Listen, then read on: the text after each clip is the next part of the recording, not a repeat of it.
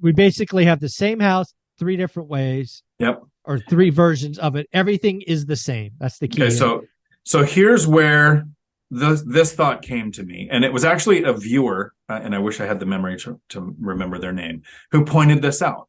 Let's say you now have property management at 10%. So pick that second one down, add 10% for property management.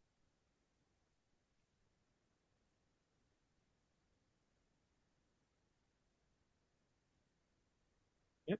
Your yield drops like 4%, almost, pretty much, right? Which is really more like 30%, right? Right. 30% of what you were getting. Right. Yeah. Absolutely. Four percentage points. Correct. On your yield, right. Which is 30% of what you were making. Correct. So consistently, almost every person who used to own real estate and now doesn't, which was my fear. I was like, how can real estate give me so much freedom? And there are people who chose to sell them, go back to work and invest in stocks for another 20 years to be anywhere even close to what real estate was producing for me. Right. They didn't raise the rents consistently. This is Graham Stephan in a nutshell. He did. He even said it in a comment on your channel. He said, look, I sold some properties because I can get a better yield in a saving account than I was getting on these rentals. But to be honest, I hadn't raised the rent in 10 years. Well, who right now in 2023 wouldn't love to be paying 2013 rents? Yeah, exactly. Right. The owner would be losing money. Yeah. And I'm not saying jack the rents up a bunch. So here's how the binder strategy works for me. When I first acquire a property, I wait 2 months to make sure I want to keep the tenants. And I use the binder strategy. And I get somewhere between a 20 to 40% rent increase that the tenant asks for. Right. So I don't want to use that because in 2022, rents had gone up so much the previous 2 years. I used the binder strategy on existing tenants that I'd had for years because I normally do the rent increase we're going to talk about. But that year, I got my lowest was 20%, my highest was 28% rent increase that the tenants asked for.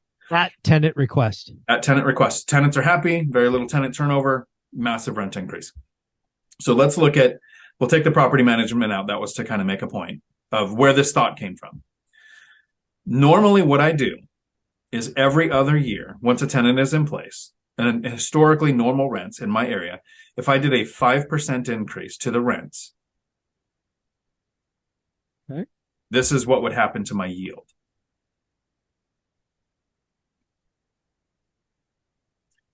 It goes up to over a 17% yield from a 15 by doing a 5% rent increase.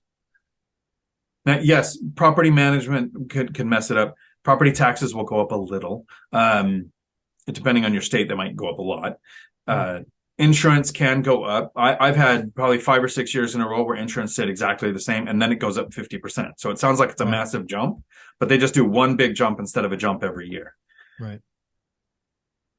So my lowest rent increase from using the binder strategy in 2020 was 20%.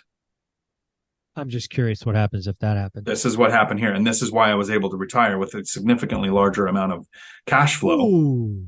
Right. Wow. I don't own a property after year 2 that isn't getting better than a 20% return. I don't, and I never counted on it. I was always looking for that 10 plus, and I've had some hit 17.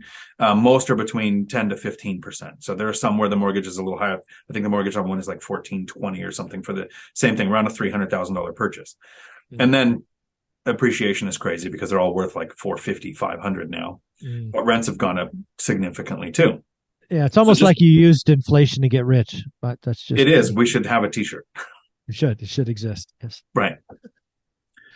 So by talking to the tenants, pointing out what happened with rents, my yield went up to the yield of what I was getting is over like 25% increase. But this is a 50% jump in yield, right? So it goes from 15 to 23, which again, numerically is 7, but that is a 50%. Your money is working 50% harder, which is exactly the point.